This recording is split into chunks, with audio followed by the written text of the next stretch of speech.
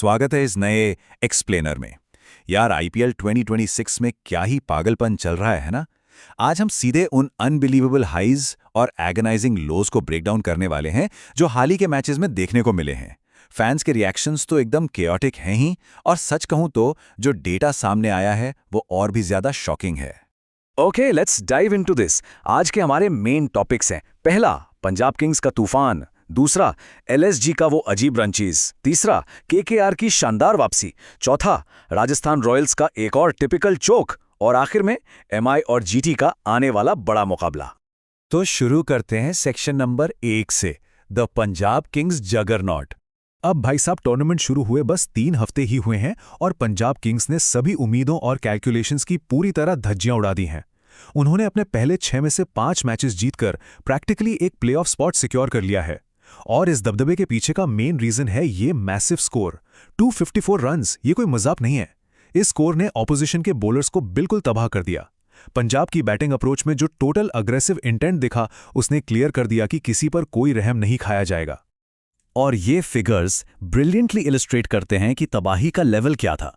प्रियांश आर्या क्या खेले हैं ये। 250 के स्ट्राइक रेट से सिर्फ 37 बॉल्स में 93 रन्स ठोक दिए।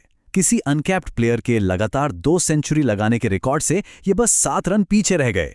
उन्हें कॉनली का परफेक्ट सपोर्ट मिला, जिन्होंने शानदार 87 बनाए, और प्रॉपसिमरन ने तो सिर्फ 20 बॉल में 50 जड़कर टॉप ऑर्डर कार्नेज को एक अलग ही लेवल पर पहुंचा दिया। लेकिन रुकिए, एक और स्टैगरिंग आंकड़ा है, 32। नहीं, ये पावर प्ले का टोटल स्कोर नहीं है, ये बस एक अकेले ब्रूटल ओवर में आए रन्स हैं। साउथ अफ्रीका के कैप्टन एडन माकरम की एक ही ओवर में इतनी बुरी तरह पिटाई हुई कि स्टेडियम में सन्नाटा छा गया था।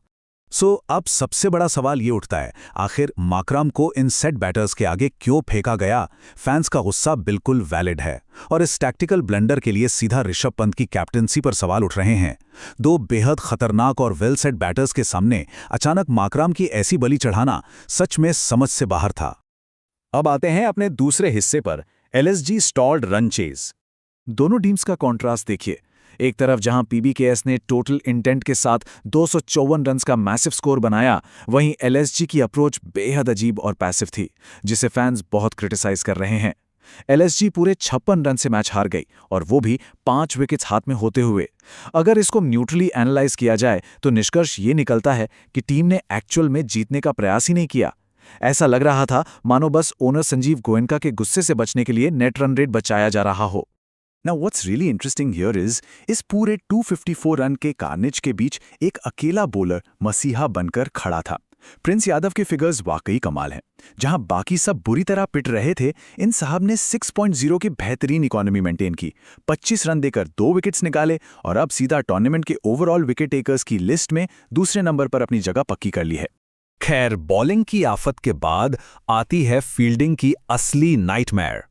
फैन रिएक्शंस ऑलरेडी केओटिक थे जब शशांक सिंह ने लगातार 3 कैचेस ड्रॉप किए, पर हद तो तब हो गई जब उन्होंने अर्शदीप की बॉल पर एक आसान बाउंड्री कैच छोड़ दिया। इस ड्रॉप ने डगआउट में बैठे रिकी पॉन्टिंग को इस कदर ट्रिगर किया कि उन्होंने ऑस्ट्रेलियन एक्सेंट में गाली तक दे दी, और शर्म के मारे बेचारे श्रेयस अय्यर को वहीं अपना चेहरा छुपाना पड़ गया। चलिए मूव करते हैं तीसरे सेक्शन की तरफ, केकेआर's ड्रामेटिक कमबैक। तो फाइनली केकेआर ने इमेंस प्रेशर के बाद इस सीजन की अपनी पहली हार्ड फॉट जीत हासिल कर ही ली, और 156 का टारगेट सक्सेसफुली चेज कर लिया। और इंटरनेट पर किसी ने बड़ा ही ह्यूमरस कोट दिया है, the poor Rinku era is over. सही बात है, पूरे 3 साल बाद रिंकू सिंह ने फाइनली एक हाफ सेंचुरी बनाई है। एकदम दबाव वाली सिचुएशन थी, बैटिंग कोलैप्स कर रही थी, पर उन्होंने मैच को ब्यूटिफुली एंकर किया। लगता है गरीब रिंकू का वो दौर अब वाकई खत्म हो चुका है। लेकिन इस जीत की असली बुनियाद रखी उनकी शानदार बॉलिंग ने। केकेआर के करण अर्जुन की जोड़ी वापस आ गई है। वरुण चक्रवर्ती ने सिर्फ 14 रन देकर 3 विकेट छटकाए, और सुनील नारायण ने 26 रन देके 4। और इस बॉलिंग यूनिट का सबसे बड़ा सरप्राइज थे कार्तिक त्यागी। एक ही ओवर में 3 विकेट्स झटके, 5.5 की इकोनॉमी, और अपनी पुरानी फ्रेंचाइज से एक भयंकर बदला पूरा किया। सो द क्रूशियल पॉइंट यहां पे यह है कि इंटेंट कितना मैटर करता है। मैच की उस डेलिकेट सिचुएशन को देखिए। एक तरफ अनुकूल रॉय आते हैं और प्रेशर रिलीज करने के लिए सीधा जोफ्रा आर्चर जैसे बॉलर पर शानदार छक्का जड़ देते हैं। वहीं दूसरी तरफ अजिंक्य रहाणे की बेहद कॉशियस और स्लो अप्रोच उन्हें 0 पर वापस भेज देती है। ये इंटेंट का फर्क ही एक्चुअली पूरे मैच का असर तय करता है। Moving on to the fourth theme, Rajasthan Royals choke again. Literally फिर से राजस्थान रॉयल्स और उनका highly predictable mid season collapse. ये पैटर्न हर साल का है। टाइमलाइन देखिए, पहले और दूसरे हफ्ते में ये टीम सारे अर्ली मैचेस को बुरी तरह डोमिनेट करती है। तीसरा हफ्ता आते ही इनका टॉप ऑर्डर सडन फेल होना शुरू होता है और बस the traditional choke begins. Fans बड़ा मजेदार सटायर शेयर कर रहे हैं कि भाई साहब, अगर आईपीएल सिर्फ 5 मैचेस का लंबा टूर्नामेंट होता ना, तो आरआर के पास आराम से 5-6 ट्रॉफीज तो जरूर होती। और इस ट्रेडिशनल चोक का एक बड़ा कारण फैंस रियान पराग की क्वेश्चनेबल लीडरशिप को मान रहे हैं।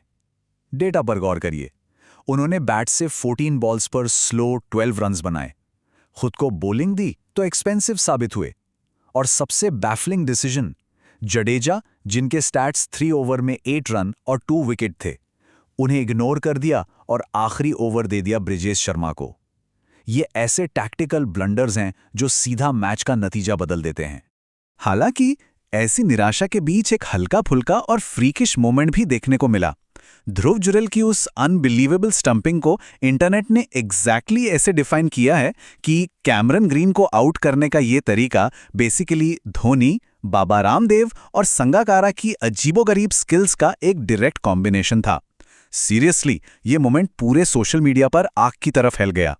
आखिर में चलते हैं अपने 5वें और आखिरी हिस्से पर, looking ahead, MI versus GT.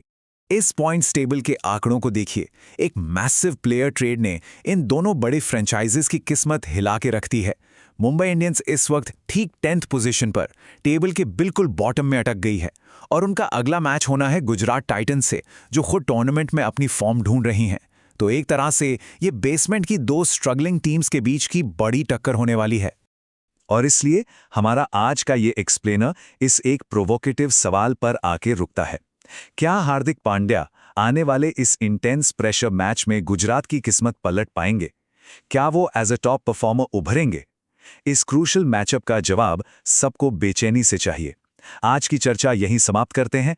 उम्मीद है आपको इस डीप डाइव में मजा आया होगा। ऐसे ही इंटरेस्टिंग एनालिसिस के साथ फिर मिलेंगे।